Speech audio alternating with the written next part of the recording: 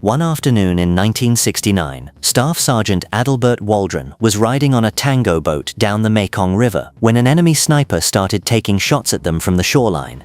Everyone on board was scrambling to find where the fire was coming from. Waldron picked up his rifle, looked through his scope, and with a single shot killed a Viet Cong sniper out of the top of a coconut tree over 900 meters away from a moving boat on a river. At more than half a mile. That was not luck.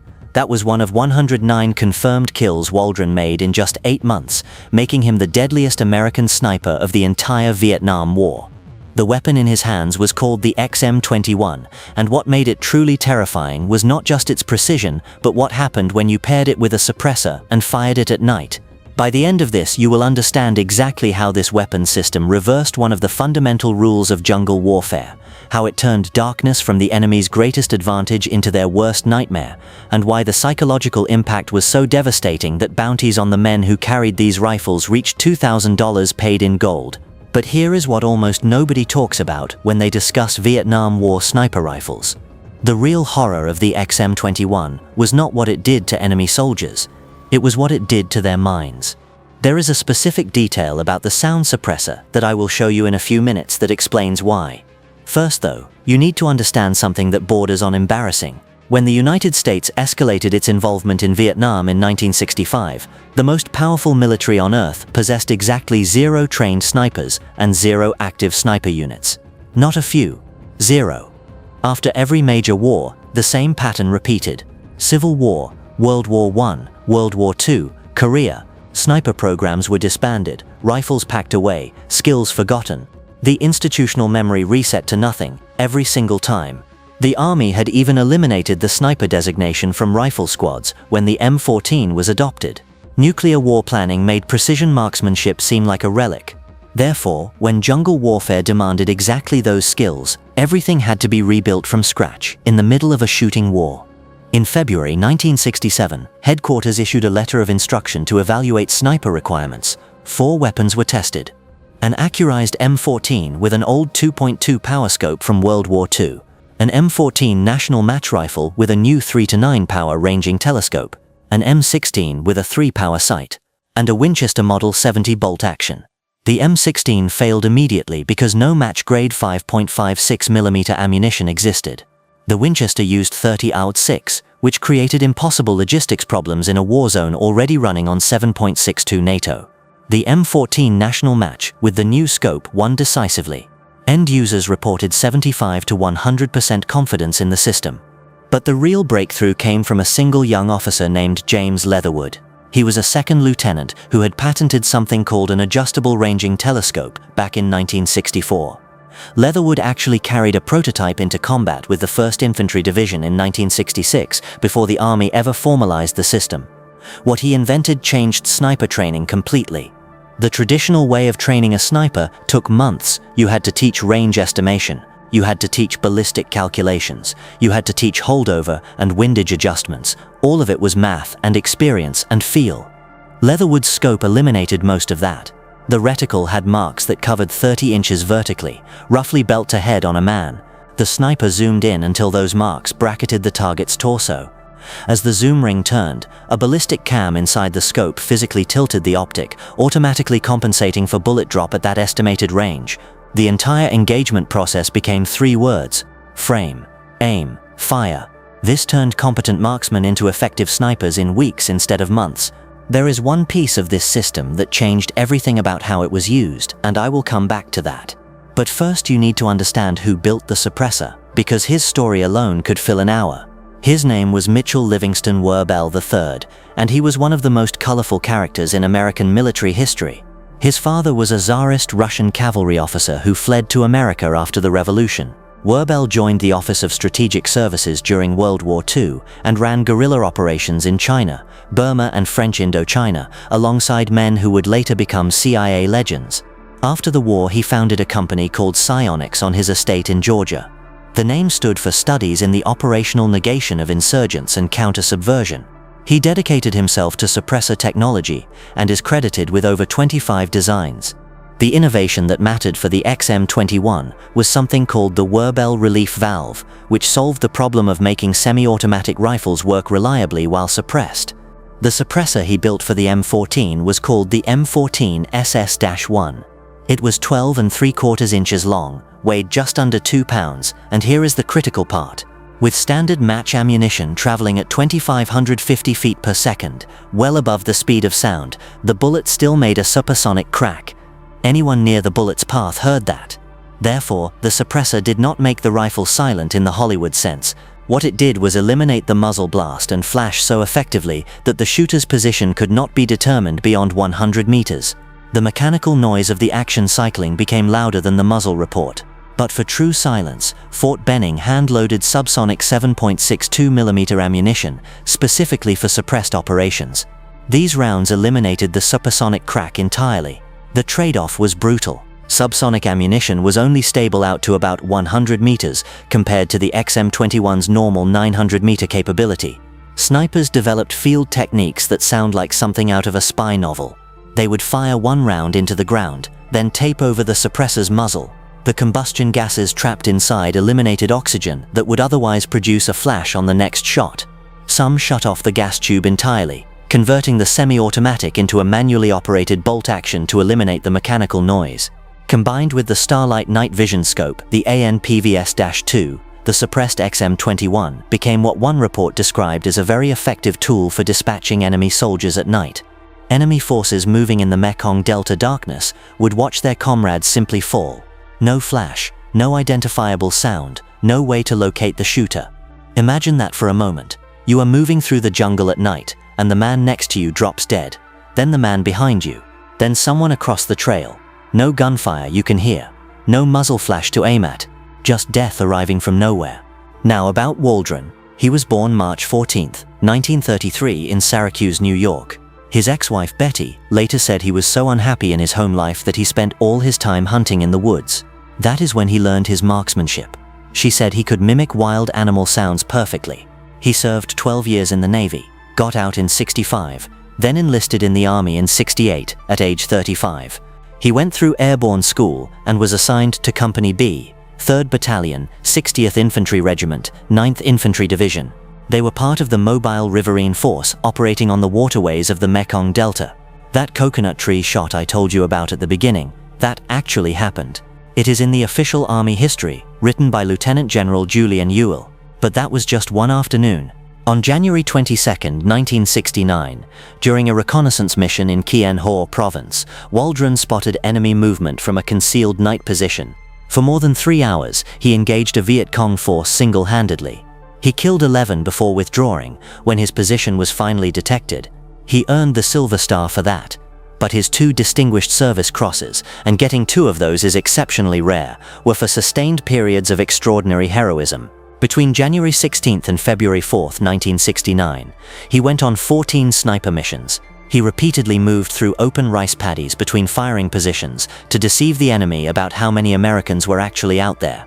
He broke up VC flanking attacks. He eliminated rocket teams preparing to fire on riverine boats.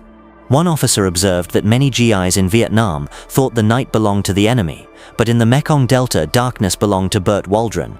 Here is what you need to understand about what made this effective. Waldron was not alone.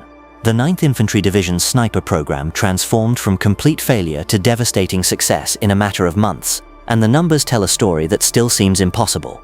In June 1968, Major Willis Powell and 7 NCOs from the Army Marksmanship Unit arrived in country. They built a 500-yard range at Dong Tam. They personally went on ambush patrols to learn Delta tactics. During their first month, they killed 10 Viet Cong in a single night ambush at 500 meters. The first class of hand-picked volunteers graduated in early November. The first confirmed sniper kill came November 19, '68.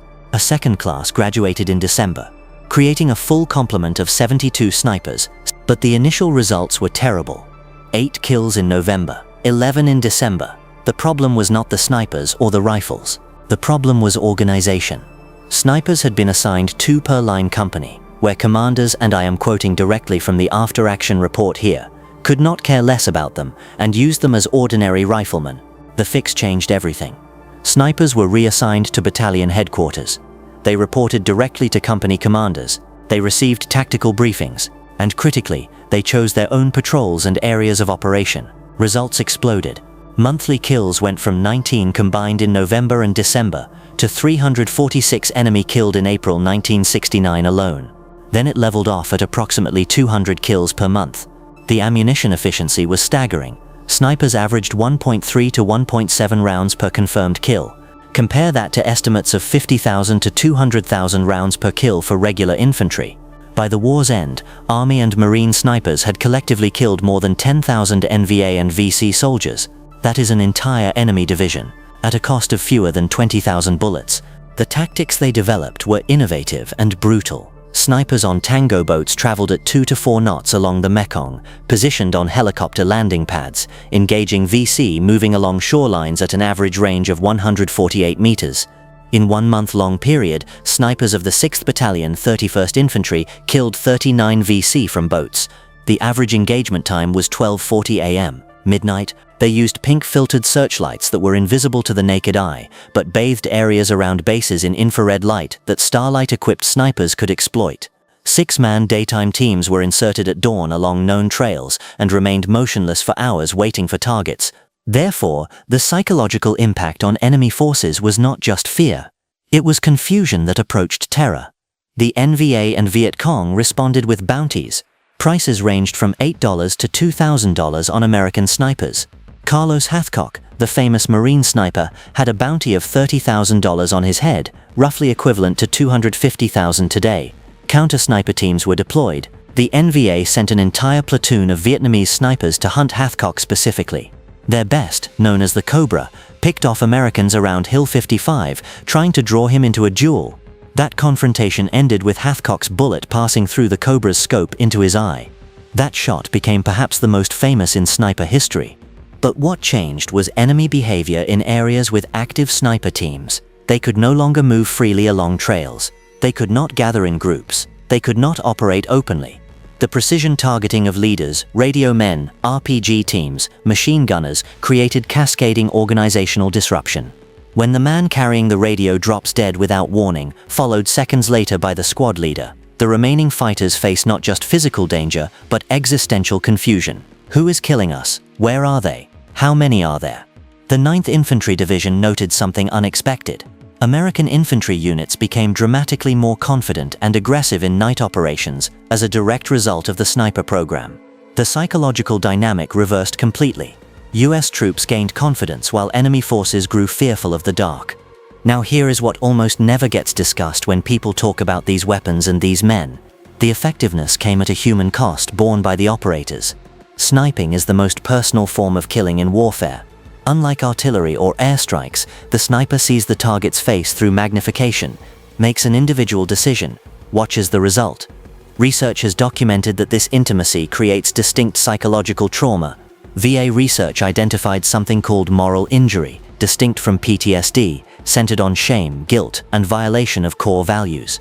Vietnam veterans who reported killing were twice as likely to report suicidal ideation as those who did not, even after accounting for general combat exposure. Vietnam snipers were especially vulnerable because the war lacked clear moral framing and returning veterans faced a hostile society. Waldron embodied this burden. His ex-wife said he was a wonderful soldier who loved his country but had a lot of problems as a human being. He never discussed his service publicly, never gave interviews, never wrote a book. He left the army in 1970, worked briefly as a firearms instructor, and died in relative obscurity in Riverside, California on October 18, 1995. He was 62. Other veterans maintained the same silence. On online forums you will find men who identify themselves only as 9th Infantry Division Sniper, 1970. They say I used the XM21 with the ART and night scopes, then nothing else, no elaboration, no stories. The weight of what they did, even in service of their country, even against an enemy actively trying to kill them, that weight stayed with them. If this kind of detailed historical research is something you want more of, subscribing is the easiest way to make sure you do not miss the next one. The XM21 served until 1988, when the Army adopted the M24 sniper weapon system, a Remington 700 bolt action that the Marines had essentially proven with their M40. The switch acknowledged real weaknesses. Wood stocks warped in varying climates. Glass bedding degraded after thousands of rounds. The system could not be field maintained by ordinary soldiers. Changing strategic outlooks toward open-terrain desert warfare favored raw accuracy over rapid fire. But the fundamental lesson of the XM21, that semi-automatic capability matters in target-rich environments, reasserted itself during the Iraq War.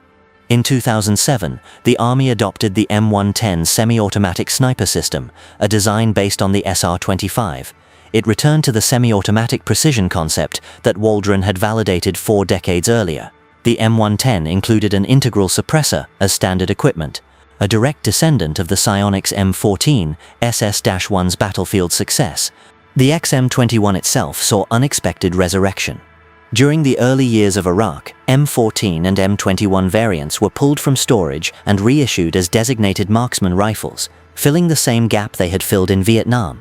The M25 Special Forces variant and the M14 Enhanced Battle Rifle are direct descendants. James Leatherwood's ART scope concept continued to influence military optics design for decades.